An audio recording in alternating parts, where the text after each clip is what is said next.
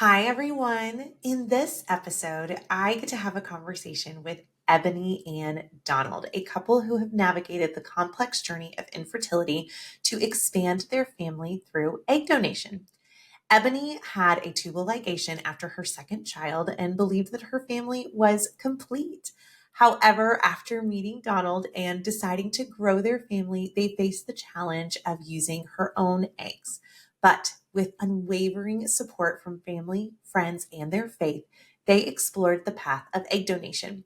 We get to hear about how Ebony and Donald share their experiences of selecting a donor, the emotional ups and downs of the process, and the joy of welcoming their son Graham into the world.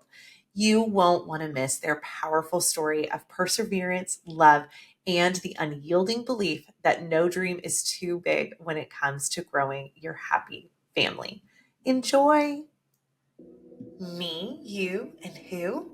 Who knew it would take more than two people to have a baby? In a world where infertility is no longer a taboo topic, this podcast will take you through all of the different aspects of surrogacy and egg donation through the lens of many who walk this journey in different ways. My name is Whitney Hall, and I am a two-time surrogate, now turned surrogacy coordinator for Egg Donor and Surrogate Solutions, the very agency I used when I chose to carry for two amazing families.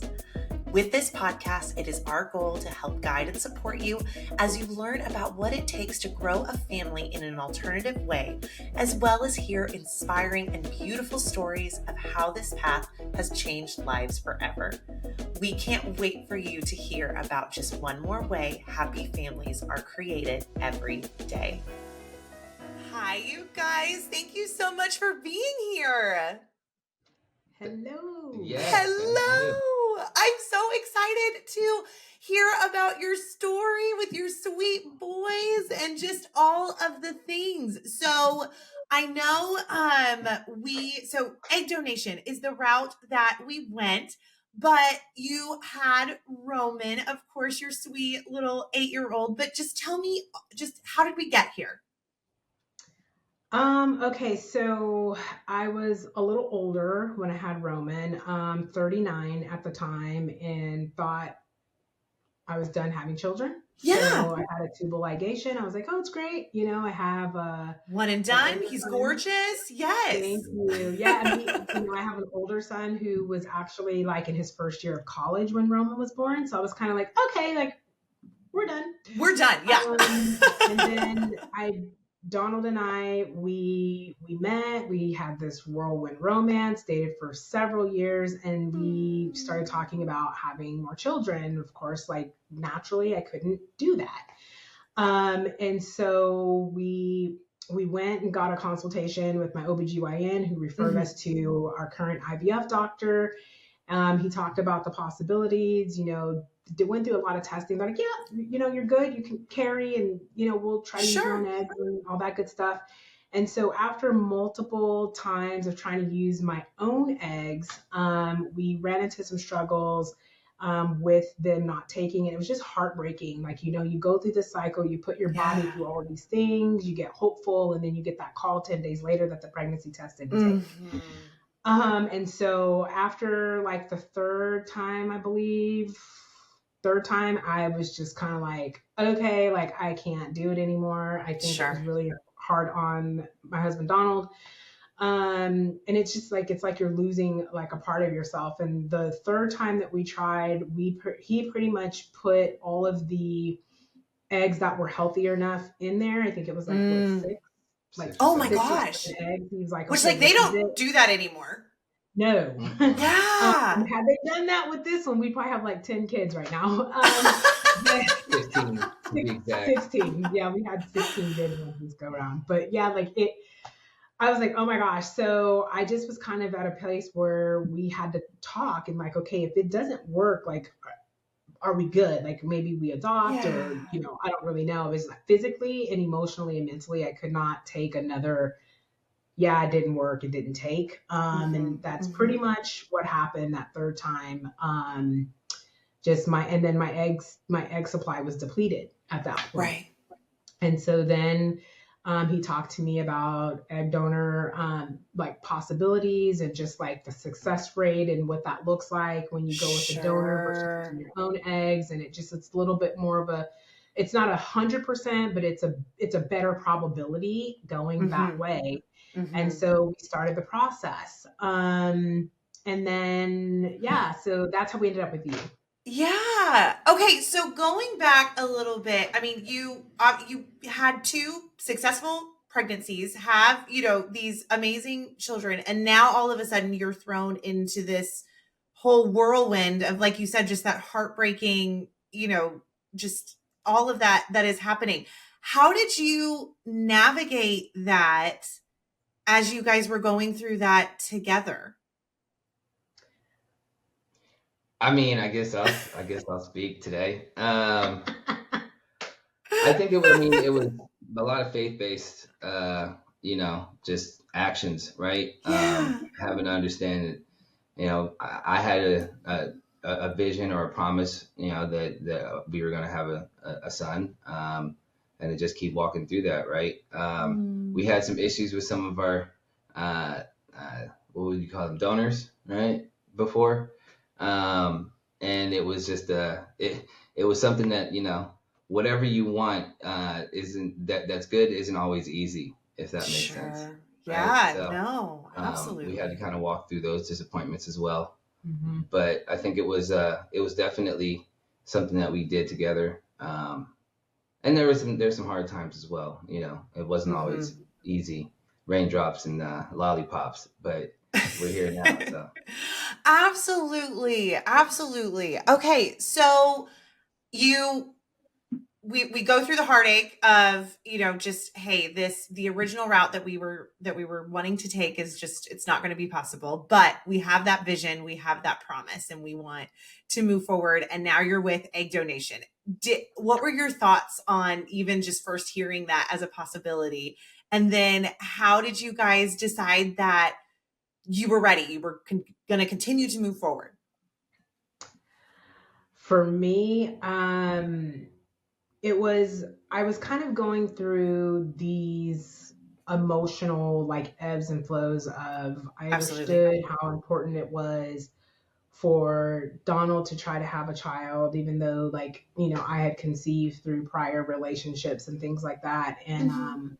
I recognized that that was important, right? And so, like, I was also going through this thing where it's like, I can't give this man like what he really truly desires in the marriage. And quite frankly, I was afraid that, if this was unsuccessful, that, maybe our marriage wouldn't make it. I don't like, I didn't think Mm, he would leave, but it was just kind of like, how when you start dating somebody and you talk about like your non negotiables, and he sure. was like, yeah, I want to have another baby. And I was kind of like, run now. Like, no. And here we are, And we here got we over are. it. He still landed me. So with that being said, it was kind of exciting because it was like, this is how I explained it to like friends and family. So, when you finally have that conversation with, okay, we're doing this, but this is how we're gonna do it. My Absolutely. mom was kind of like, so you're using somebody else's egg, and like, how does that work? And you're gonna carry the baby, and that's weird, and Sure. you're not gonna have any like DNA connection to it. Like, it was all these like questions. My mom is very old school. She just, it didn't like register. And so then I started thinking about some of the questions that I was getting. But then I was kind of excited when we first made, introduction with a couple of people on your team, very welcoming and helpful, and just kind of talked us through the Yeah. process of, okay, like, this is step one, this is step two, this is step three.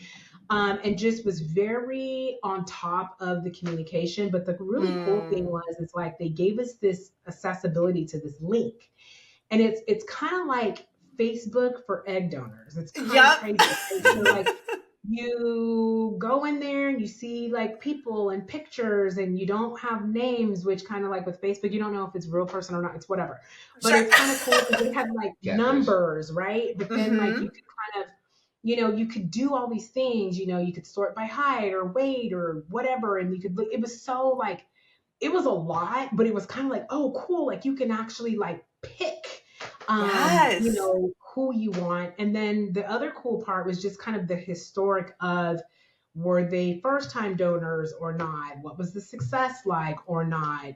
You had medical history, so if they had prior children, so like there was things that would help you feel a little bit more comfortable as you're making the decision. Absolutely. And so what was so interesting about Donald and I is like he had his link, I had my link.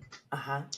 And without talking to each other, we each picked top 3. So we didn't talk. He went through, he chose his top 3. I went through, I chose my top 3, and then we started having conversations. And 2 of the top 3 we both had were the same. I love it. Yeah, nobody's gonna look like her, but they had to get close. There you go. Okay, so yeah, that was some of your priorities. The more that I talk to intended parents that have gone through the egg donation, route, everybody has kind of those like, you're not necessarily going to find your twin, but maybe there's other things, and just all of that. That's awesome. Yep. Yeah. Okay, so you guys found your top 2, and that's great that you had the experience of just of having that guidance when you first came to egg donor and surrogate solutions, because I feel like you said, you had all of those emotional ebbs and flows, you had those big highs and those low lows, and then to finally come to a conclusion that, hey, this is how we're gonna move forward with growing our family, and then to have almost go from a very kind of uncontrollable situation to having a little, not only guidance, but then, like you said, you got to go through that database and you were like, yeah, I get to, like, you were excited, you got to pick, you were pumped. Yep. Mm-hmm. Yep. And that's actually something that I didn't really think about when we were going through this at first, like, the whole donor part, right? Kind of knew that there was going to be a possibility, but then you start getting to the realization that you got to pick. You know what I mean? Yeah. So that was an interesting conversation, but it was cool. Absolutely. Okay, so Ebony, to go back to what you were saying, you were kind of, as you're, talking to your family and friends and, trying to explain, what you guys are going to do. What did that process look like as far as your support system and explaining it to people and, explaining it to Roman and, just things like that? Yeah, that's a really good question. So with my family, my mom, my brother, like they were like, I mean, it's cool, but like we don't get it. Like we don't understand. Sure.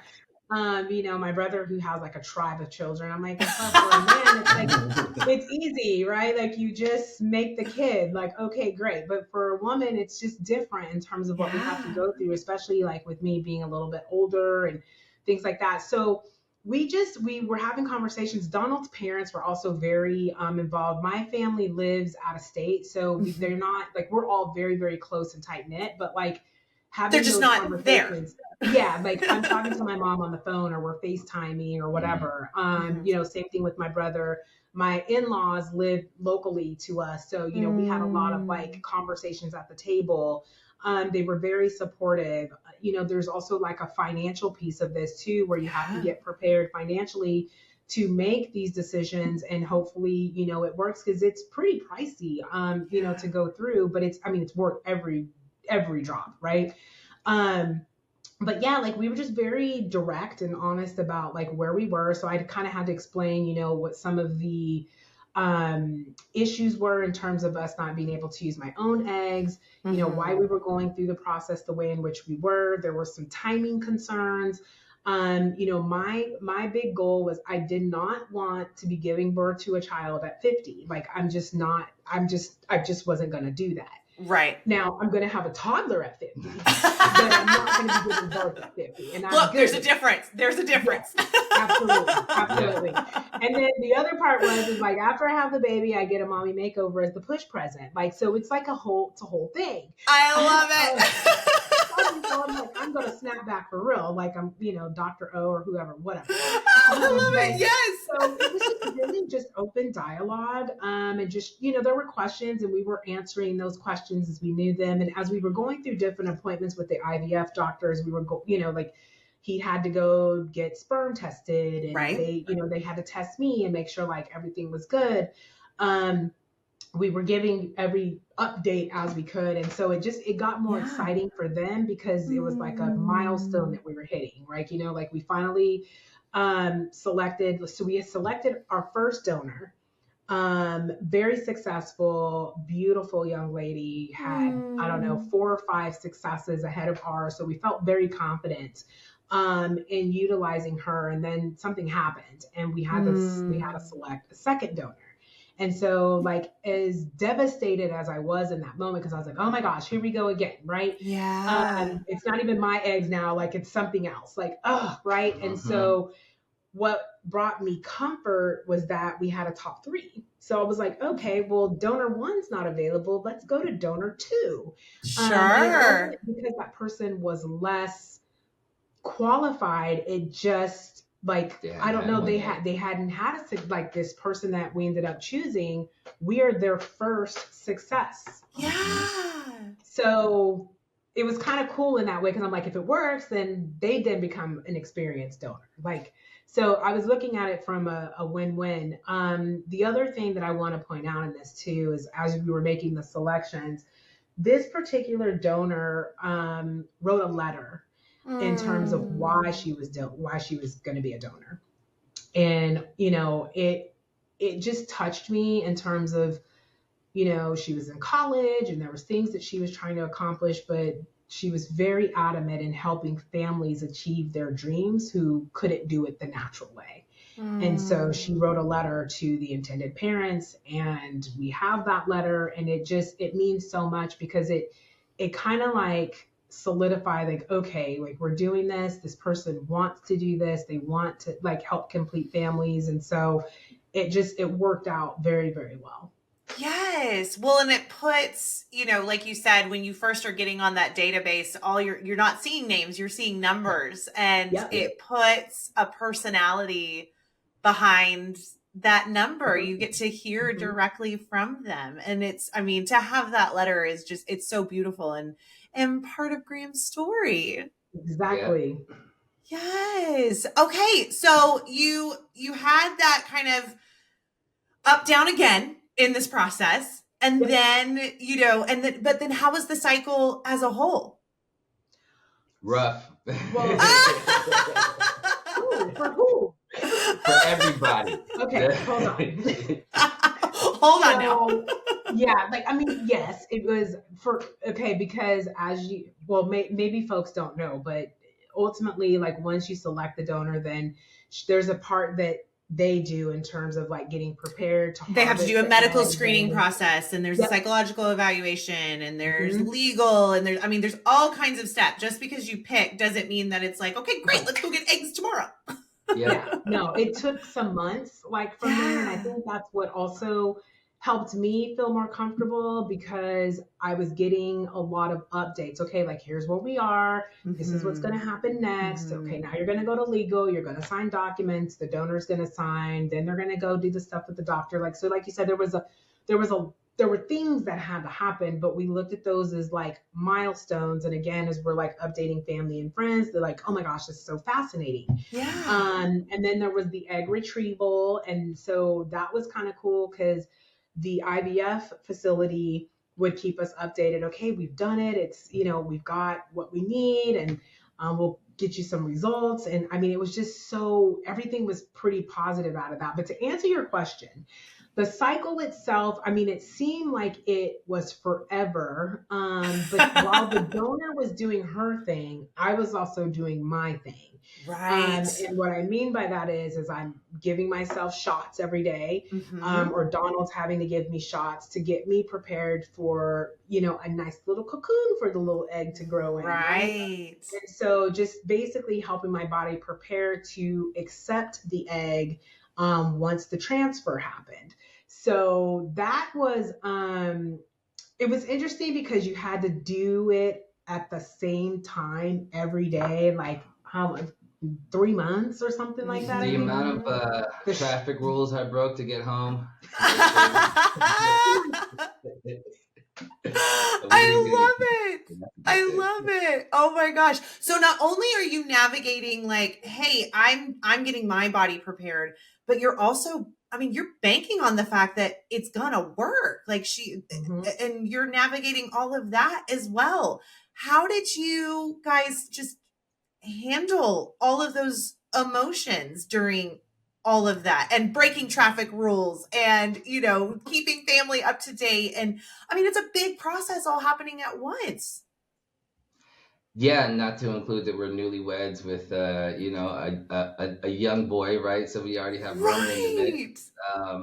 I think that was just a lot of leaning on your community, right? And leaning on the help that we have.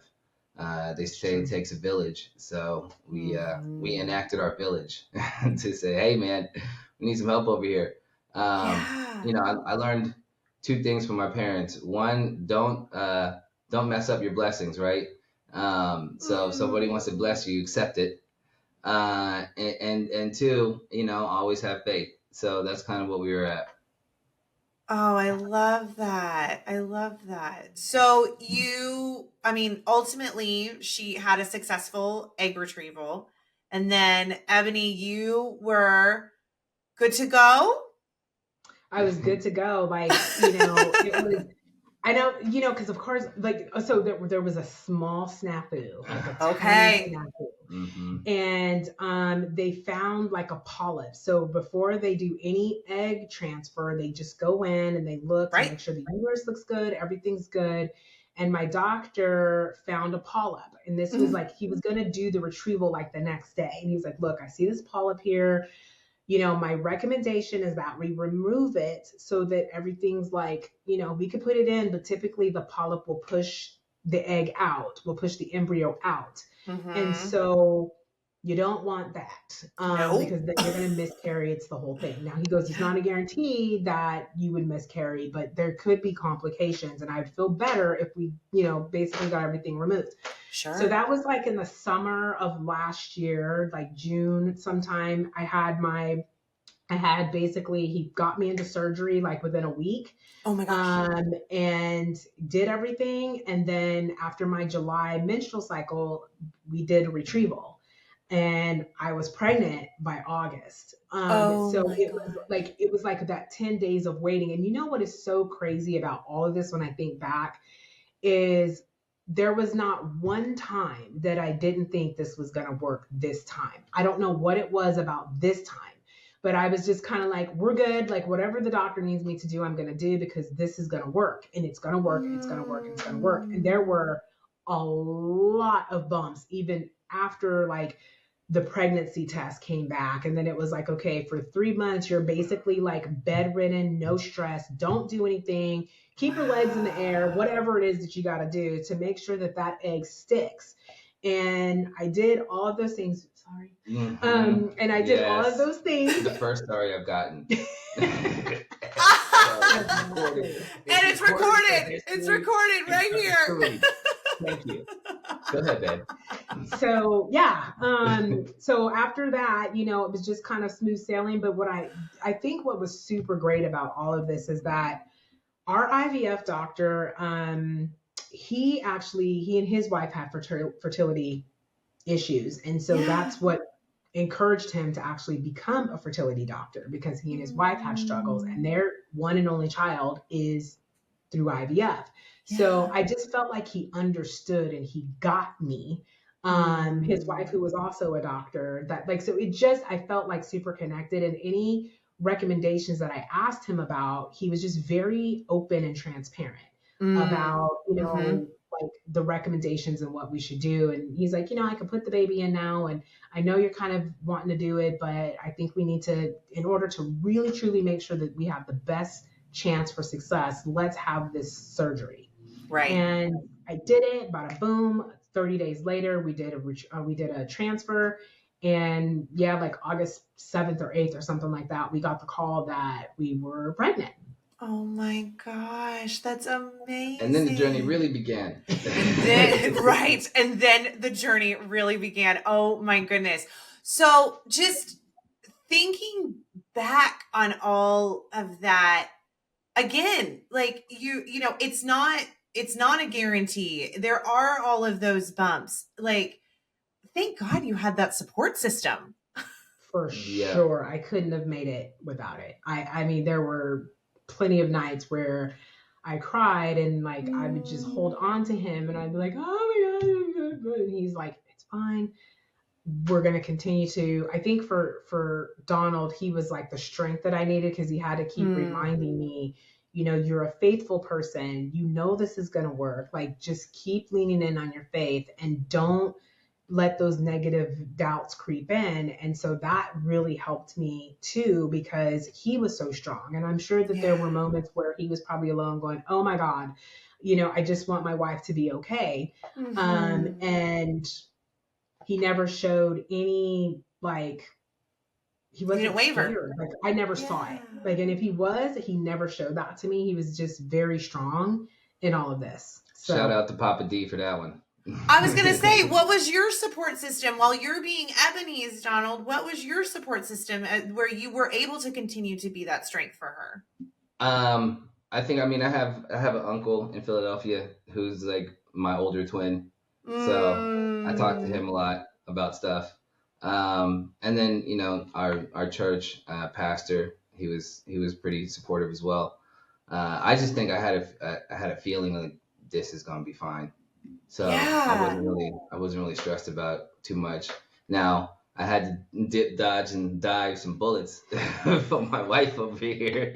Oh sure. I was gonna say there's a lot of science happening in her body all at once. Yeah. And I had to remember that she was going through a lot. So that always kept me grounded, right? Yeah. There's times when I didn't want to remember that at all. And then for all the dads out there, pause when agitated. This is good advice. This is good advice. That's just good advice for anybody. A little bit. If you tell her I can't talk to you right now, I'm going to like walk outside and then I'm going to come back in and she's going to be mad, but it'll be way better than what you were going to say. I love it. I love it. So, okay, going back to, you both have kept saying, Ebony, you said just at no point in time during your cycle for Graham did you think that it wasn't going to work, and you kept leaning on your faith. What made you just keep going forward? What made you sure after all of the ups and downs, after every snafu and roadblock? How did you navigate that? What made you just keep going? I would say two things. So the first thing was, looking at Roman. The birthday before we started trying, he said the only thing he wanted for his birthday was an iPhone 13 and a baby brother. Oh my God. He got the iPhone 13 that year, and then the baby brother came in April of the following year. So he was like pretty pumped.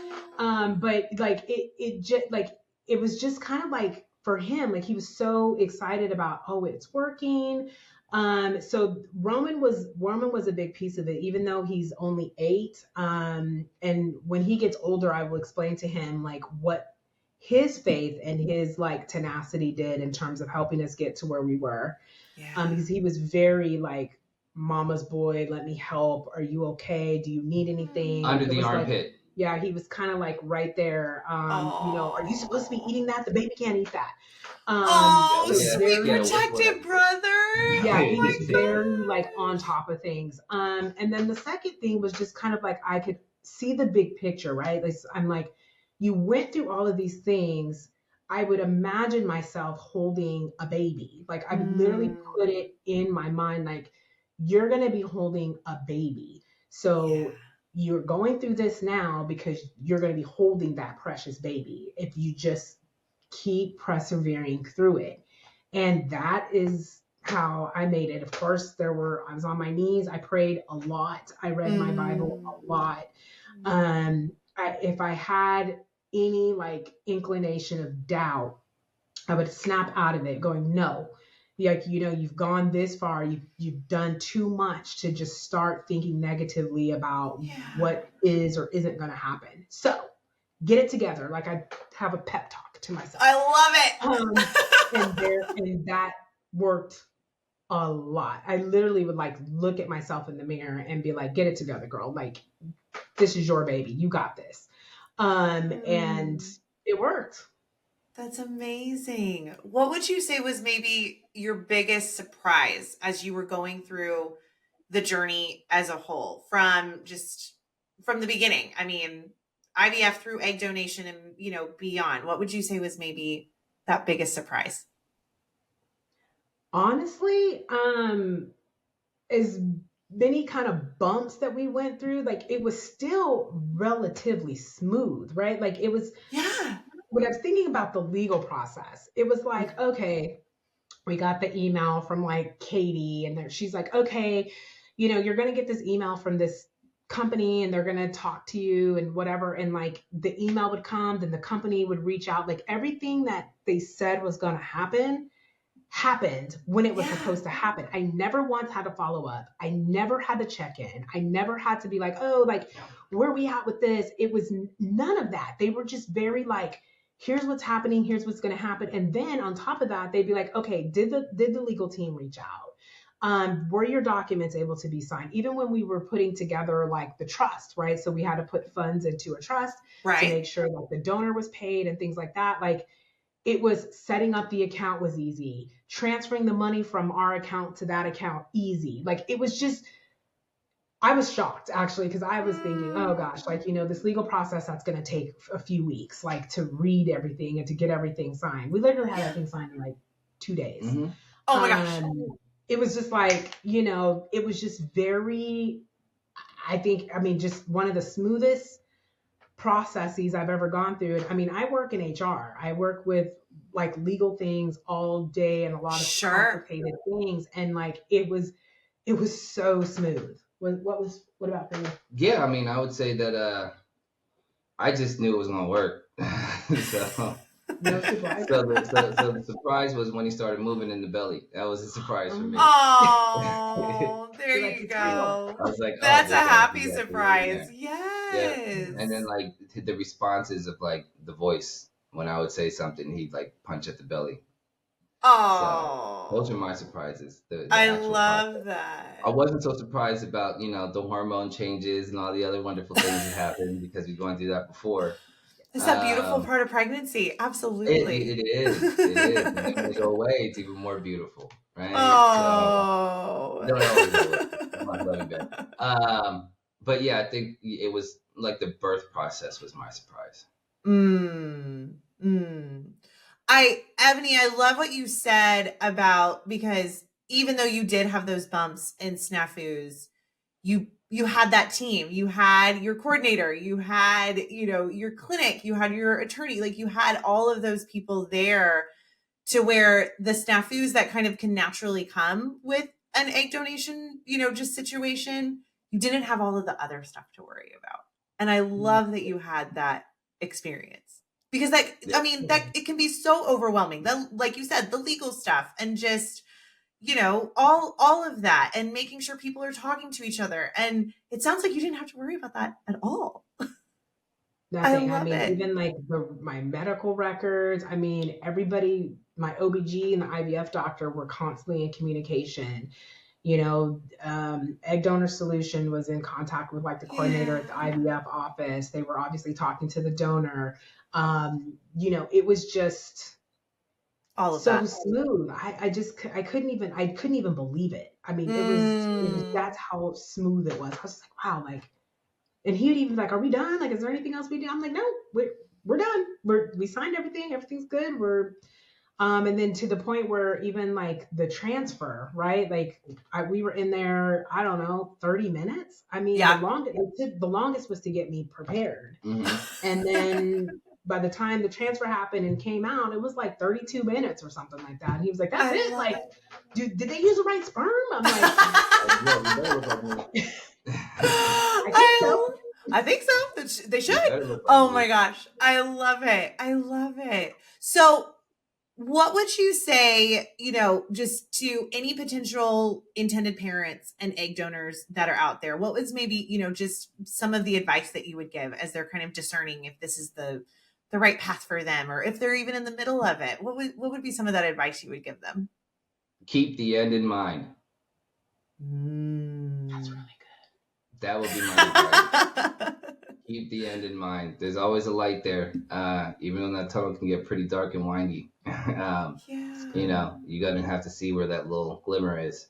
So just keep following the light. You'll get there. Yeah. That vision, holding that baby, that vision. Yep. For donors, right? Like, thank you.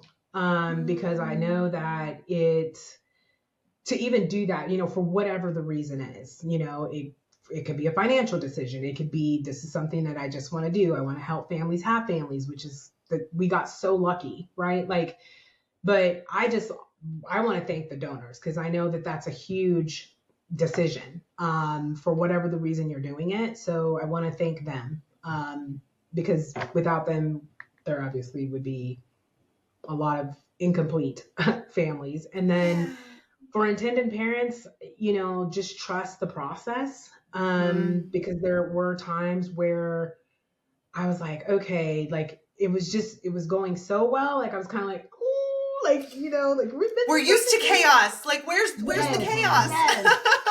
And so Where's the snafu? Yeah, like trusting the process, it will come. And again, it didn't happen for us the first time. So it might take you more than one time. So if you're willing, just if that's what you really truly dream of, don't stop chasing your dream. For however you need to get it. It is worth it. It is absolutely worth it. And for dads, find a stress relief that's not bad. There you go. Find a stress release. Yes. You got to have that support. You've got to have that system for sure. Now that you are post-delivery and sweet Graham is here, you've just, that dream is there. You're holding that precious baby. How, as you're looking to, just move forward and explain his story, and, what is contact like with your donor? What does that look like for you and your family? We kept it open. Yeah. So like if he ever wants to know like who she is, we're like open to that. We didn't like close that door.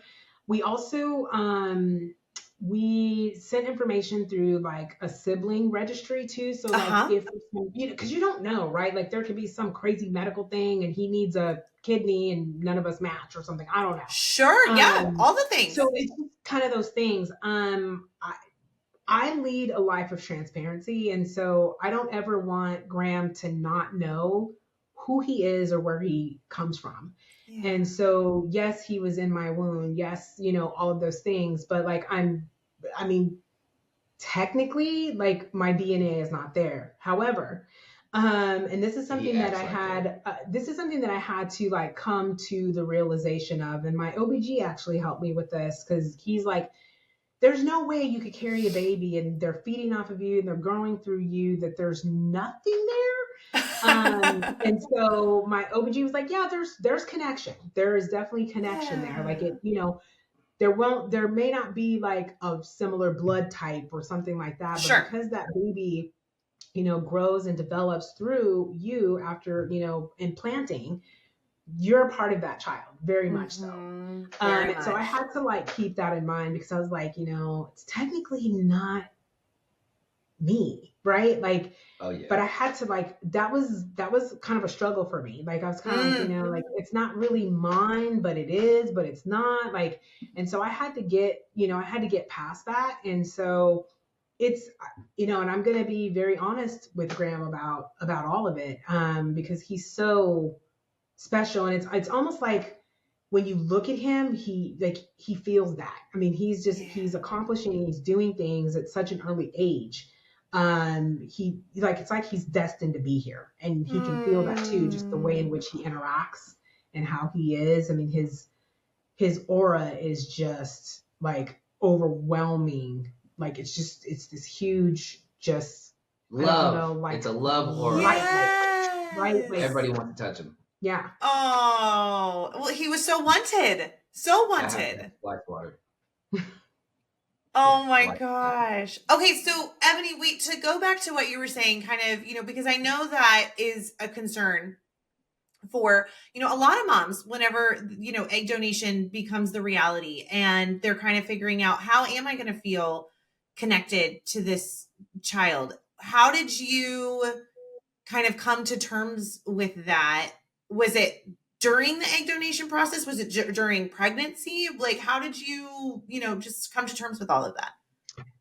For me, it was once I realized I was pregnant. Like up to that point, it to be honest, it was very transactional. Like even though Sure. there was a personal element and our team was great, it was like we were just kind of doing the stuff. Like you're Sure. in the kitchen preparing like to make the meal, and then like it doesn't really register until the meal is being served, right? So then I was like, okay, like when I got the positive, because even once we got the test and he was like, yes, it's positive, I was going in like every other day and they were checking like my Yeah. AMR levels and making sure like those things were increasing. And that basically showed that the success of the pregnancy was getting better and better because those hormones, those levels were increasing Yeah. at every blood draw. And then I was getting ultrasounds like every 2 days. And so once I was pregnant is when the rubber kind of hit the road for me. But what truly I was like, whoo, is like when I got through that first trimester, because that was the one where it was still very, Touch and anything go. could happen. You could Sure. miscarry, you could like, so of course I was keeping my stress level down or whatever. But when we got, I was going through, there's a lot of appointments that you're going to go through that first 3 months. Yeah. And once we got past the first trimester, I was like, all right, we're smooth sailing from here. Like, this is my I kid. love We it. got this. Like, and Yes. it just a whole different, just a whole different type of energy came over me. And of course, when you're in your second trimester too, it's just, you kind of get through all the Feel good. nausea and like all the things. Yeah, you So feel it way felt like better. I was born again, but he was mine. I was like, this is my baby. Like, we're good. We got this. Like, okay, baby, and anytime I felt off or I didn't feel well, I would just put my hand on my belly and I'd be like, all right, baby Graham, like, okay, we're going to get through this. It's okay. Mama's here. And like, I don't know, like I just started bonding with him and we are very close. Oh yeah. We are Oh, you very got Being another close. mama. mama's boy. Oh man. Yeah. Boy, does he be mama. I will walk into a room and he will lock eyes with me and he will not take his eyes off of me if he like it. And if I'm out of the room, he's kind of, I'm top silly. Oh, you're his so first true love. I love it. right. Oh my And nobody's gonna gosh. be good enough for him either. So watch out. I love it though. I mean, I love the fact that, I really appreciate how honest you are because, it sounds like you guys, like you said, you were going through the steps. It was a means to an end. It was a process. You Mhm. had to check all of these boxes. And when you're doing that, there's not really a whole lot of time to kind of, especially whenever it's not a guarantee, right? Like you don't want to Right. go there emotionally. And so, Mhm. and even in that first trimester, it's like, it's still, like you said, it's still not a guarantee. We're still having to go to these appointments. We're still having to check those boxes. And, Yeah. for you to finally have that joy and that sweet hand on your belly and, just all of that, that's amazing. Amazing. Yeah. Oh Yeah, my I had to God. realize that feelings weren't facts, right? So it's like whenever we were feeling something, it wasn't a factual thing that was happening. So, you feel that distress or Mm, you feel that anxiety or you feel that, oh man, is this going to work? It's not a fact, right? Because the fact is, it's still in process. yeah. So, that's one of the things that I had to remember for myself is, I feel a little bit of anxious, a little bit of like, what's happening here? But I had to realize it's not a fact. The fact is, he's still in there. So, and now he's here. And So, now he's here. I love that. I love that. Okay, so my final question to you guys, and it's a fun one. I for anyone who knows me, they know I have a very codependent relationship on coffee. And I know with your beautiful almost 5-month old that you guys also have a dependent relationship on coffee right now.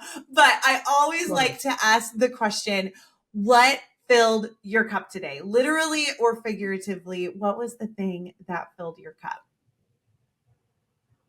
I'll let wife go first. I know what mine is. Well, one, just I knew what today was, right? Like we were Yeah. preparing to have this conversation, and I look at that baby every morning, And it just gives me such joy. But it was different today because I was like, I'm kind of telling part of his story of how he got here. And I just like, I literally picked him up. I got a little teary eyed and I was just like, thank you, God. Like, thank you. Because he's here and he's perfect. I mean, there is like literally nothing wrong with him. I mean, and he was born early. So, like, he's perfect in every way. And I was just like, thank you, God. Like, I get to like actually tell others how we got here, and it's a miracle. He's here. Thank you. So that's what did it for me, is just like knowing that I was chosen to be his mom, and like God saw it through all the way.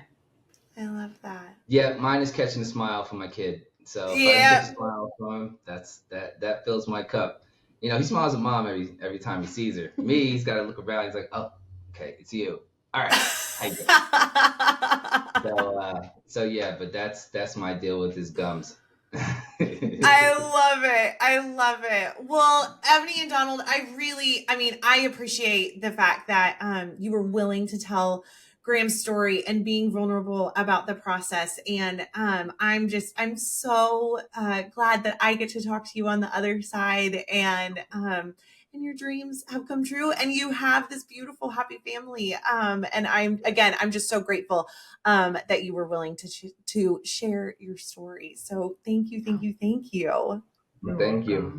Oh my gosh. We'd be remiss if we didn't just thank everybody at the EDS team, because without y'all, like this would not have happened. I mean, it's just, again, I get overwhelmed because it's just like, wow. Y'all's team is the best team, and thank you. They helped us through a lot. And so, like I said, it's worth it. Yeah. Yes. We have doing it without team. Mother's Day. So. I love it. Well, I love that you had that team and that support, whether it was EDS or your family, your village, all of that. And I'm glad we get to be a part of your village. Thank you. We are too. Thank you. Thank you so much for joining us on this episode of Me, You, and Who. We appreciate your time and hope you enjoyed our discussion today. As we wrap, we would like to remind you of some of the ways that you can stay connected with us and be part of the Me, You, and Who podcast community. Firstly, if you haven't already, make sure to subscribe to our podcast on your favorite platform. Hit that subscribe button so you never miss an episode and can stay up to date with our latest content.